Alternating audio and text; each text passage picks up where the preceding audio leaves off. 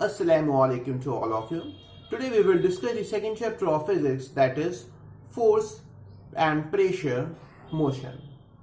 In this chapter we have to discuss about motion, types of motion, uniform and non-uniform speed, scalar and vector quantities, uniform and non-uniform motion, and weight.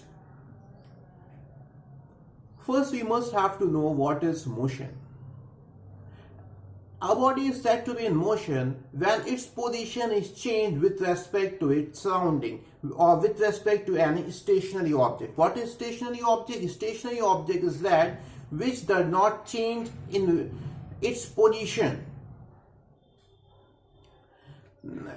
In other words, you can define motion like this: when any object changes its position with respect to time, then it is said to be in motion. Suppose you are sitting in a car with two other passengers and you are traveling on a road. Then when you look outside, then you realize that you are in motion with respect to the surrounding. But when you look to the driver and co-passengers, then you will realize that you will not in motion. Actually, this is called the relative motion. If you are taking the relation with the passenger and driver, then you are at rest. And if you are taking the relation with the surrounding, then you are in motion when car is traveling.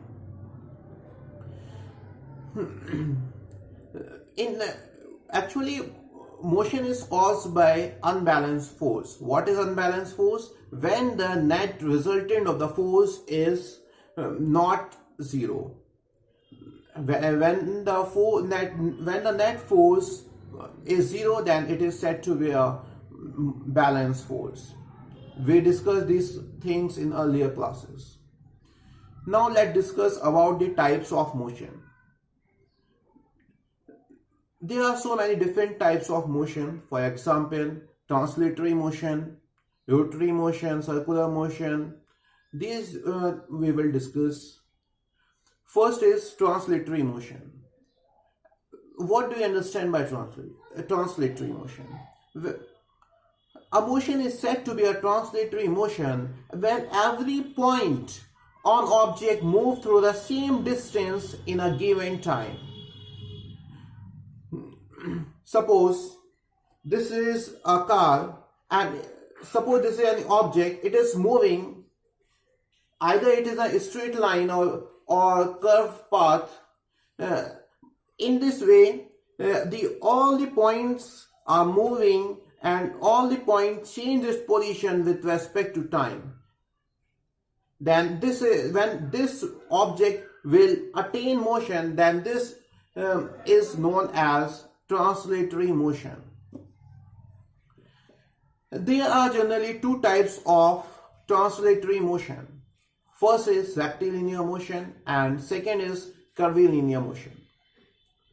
When any object is traveling on a straight path, then it is said to be a rectilinear motion, and when an object is traveling on a curved path, then it is said to be a curvilinear motion.